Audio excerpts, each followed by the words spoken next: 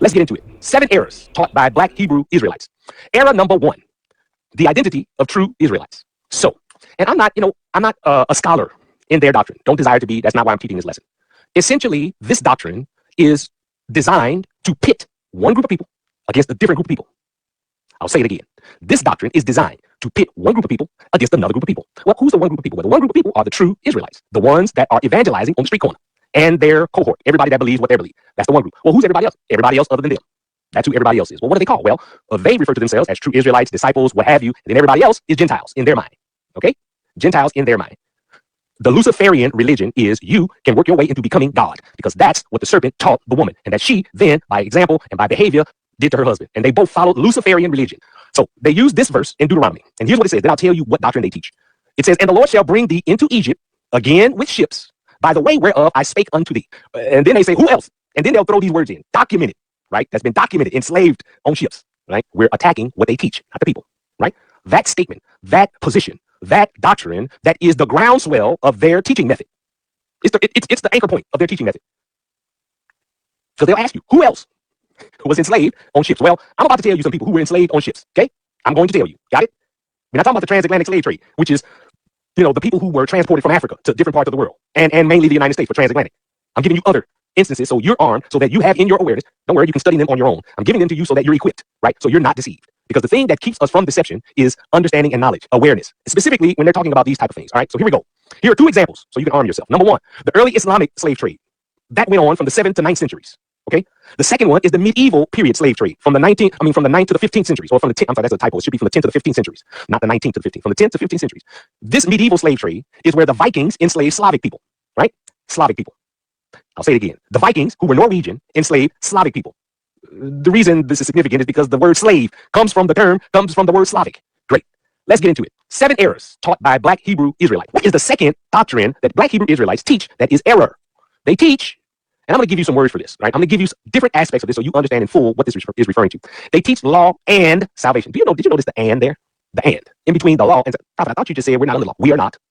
So why are you saying the law of salvation? Because that's what they teach. In order for you to be one of the true Israelites, there are laws you have to obey. And quite frankly, depending on which sect you're talking to, right? I told you that they have different practices and different doctrines that they adhere to. But the reason I had commandment keepers in an earlier slide is because one of the founding groups of this movement calls themselves commandment keepers. And they call their edifices, or the places where they meet, synagogues. Watch this. Having abolished in his flesh the enmity. In case you think it's not talking about the law, even the law of commandments contained in ordinances, 613 of them, for to make in himself of twain one new man. One new. Now, if you quote this scripture to them, they'll retort back. The one new man are only true Israelites. That is not what this says. That's you superimposing and infusing something in the scripture that it clearly does not say. This is from the same book. The previous verse just told you. He made the 2 one. And if you exegete Ephesians 2 and 14, you'll understand Paul is referring to Jews and Gentiles. Remember, Paul is a Jew. Great. All right, shalom, Israel. First and foremost, I want to give all honor, glory, and praise unto YAHAWAH, by Hashem, Rakwakidash. Double honors the elders and apostles of Great Millstone. Shalom to my Akim Wakwakim who are diligently waiting to be delivered from this captivity. This is Brother Kawakub coming at you with another lesson. And I really want to primarily talk about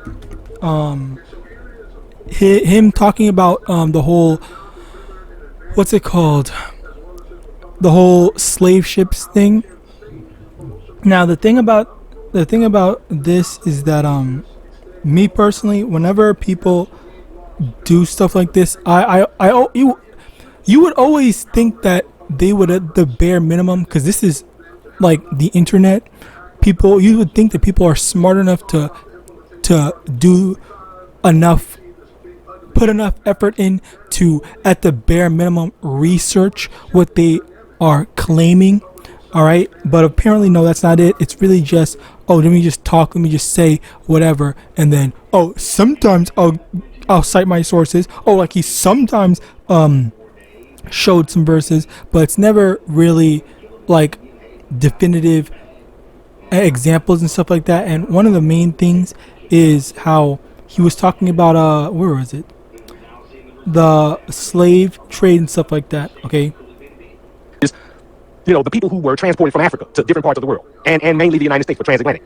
I'm giving you other instances so you're armed, so that you have in your awareness. Don't worry, you can study them on your own. I'm giving them to you so that you're equipped, right? So you're not deceived. Because the thing that keeps us from deception. Yeah, basically, it's basically stuff like this. Because the funny thing is that He basically admits that he did not do any sort of extensive research to better understand what us Israelites believe in, but he's making this video to try to disprove and say, oh, 7 errors taught by Israelites, X, Y, and Z, and one of them is the transatlantic slave trade, blah, blah, blah.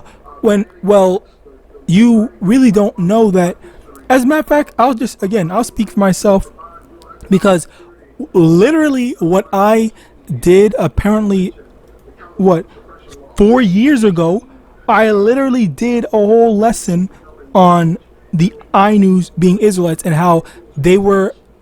I literally cite my sources. I went in the thing. I went and show all the different places that all the different websites that I went into. I showed all the stuff. I even mentioned how even while I was looking up the research, all the things that I was trying to dive deeper into, there was some lack of research and lack of information on my part, which I believe, okay, I still believe this even 4 years later. I still believe that it is a result of me not being Japanese and having access to Japanese history, because I'm pretty sure that if I was Japanese speaking and I was able to properly read all the history for Japan and stuff like that, I'd be able to find certain information that's most likely only accessible to the Japanese, okay, if they actually have that information readily available, which, I'm thinking that maybe I should ask someone, but no, I'm just gonna stick to it. Anyway, by the way, this is a playlist that is in my thing. You could literally check my playlist out and you will see all 4 of these videos. These 2 are the main videos that I do that have the main information on it, and these 2 are the main information, and these are kind of a bit of a rehash. I don't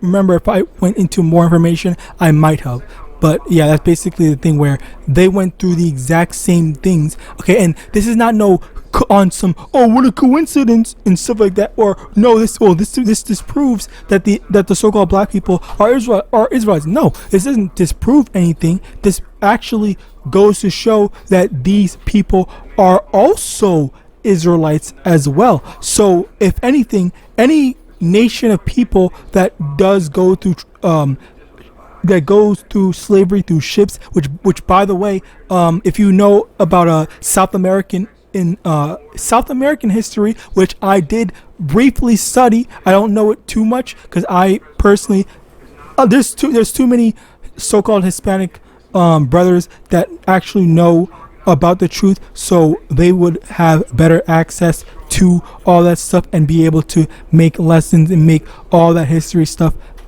in regards to it. So I'm leaving that to them.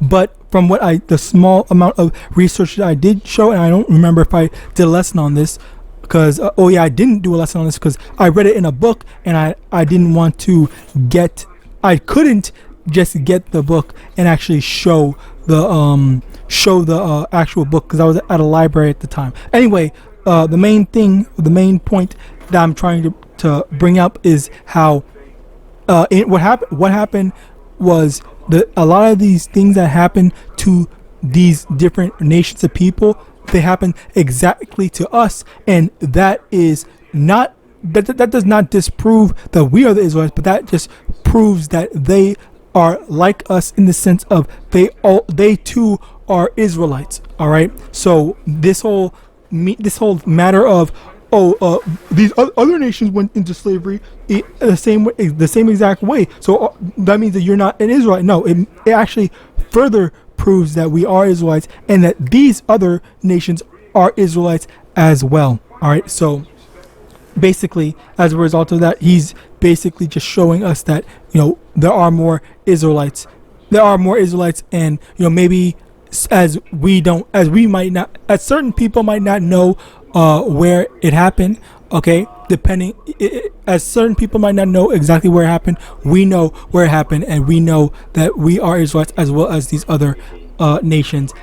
For example, like the Ainu, as I had done my own research and showed it myself. So to continue on, first Romans chapter 8 verse 16, the Spirit itself bear witness with our spirit that we are the children of Yahawa, and as well as understanding that it is through the Spirit that we are the Israelites.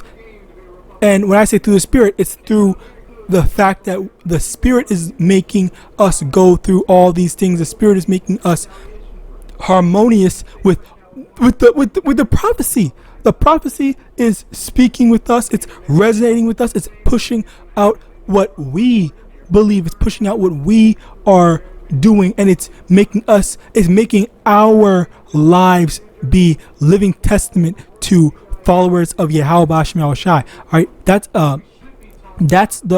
basically what goes to show and properly demonstrates that we are Israelites, because we're the only ones out of everyone that doesn't have no comfort, that's at the absolute bottom, and we need the comforter, which is Yahawashi. We're at the bottom. We're the ones that doesn't have anything going for us, any help. All right. Even with funnily enough, even with the Ainu, Ainu don't have anywhere to go. They're so-called native to Japan, and okay, well, their land just got fucking stolen from them.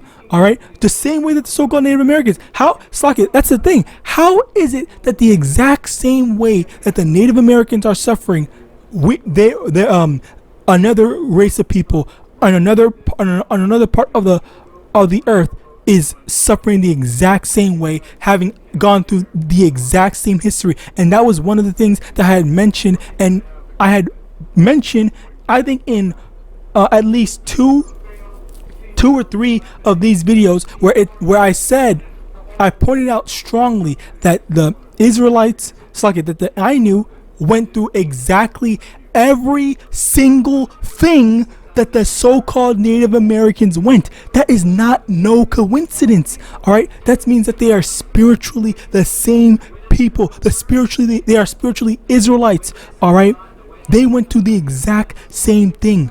And the funny thing is that the people noted when I was doing the research, and I showed this in the thing, the people noted that the so-called the Ainu had gone through everything that the Native Americans went, even though the Japanese had not yet interacted or known about the Americans yet. So the Japanese basically did literally everything that the Edomites did to the so-called Native Americans, all right, before they had known about the Edomites and had interacted with them normally. Because now I think Japan and America are some of the biggest allies right now. Okay, I think they're one of their closest allies. All right, and then now you're finding out now that before they treated their people their natives the exact same way.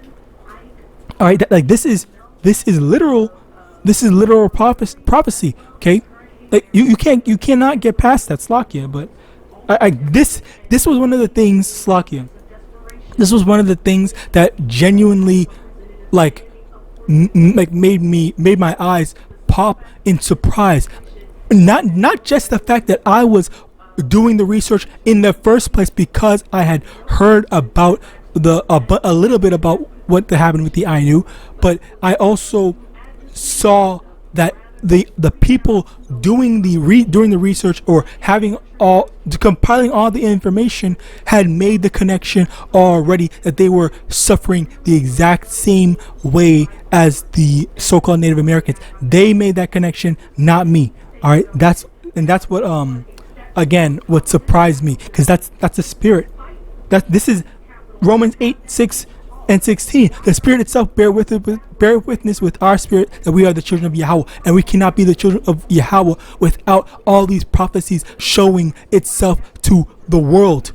The world sees us. The world knows. The world can. Anyone can literally go and do research. Okay, you can literally check out my video. You can go check out the information yourself. If you feel like I didn't do the research properly, sure, go and search up the information on your own. You'll see all the information there, and how and then compare it to Native American slavery. All that shit that happened, exact same thing.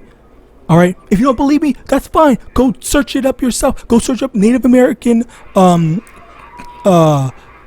the Native American history, and then go search up the Ainu history. You'll see that the exact same thing, the exact same thing that happened to them happened to both of them.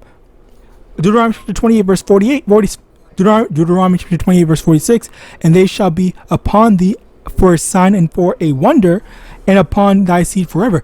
These curses are for a sign to show that these. Okay, well, let's read verse 45. Moreover, all these curses shall come upon thee, and shall pursue thee, and overtake thee, till thou be destroyed, because thou hast hearkened not unto the voice of the Lord thy power, to keep his commandments and his statutes which he commanded thee this day. And they shall be upon thee for a sign and for a wonder, and upon thy seed forever. Okay, because thou servest not the Lord thy power with joyfulness and with gladness of heart, and the abundance, and for the abundance of all things. That's basically it, where you have all these curses that came upon us, and they are the things that are showing us that we are the children of Israel. Okay, but no Christian wants to talk about that. No Christian wants to see that why are these specific races of people going through all these terrible things. Okay, well, it's because the Lord YAHAWAH wanted to show these are my children. These are the Israelites. These are YAHAWAH's chosen people. Okay, and we don't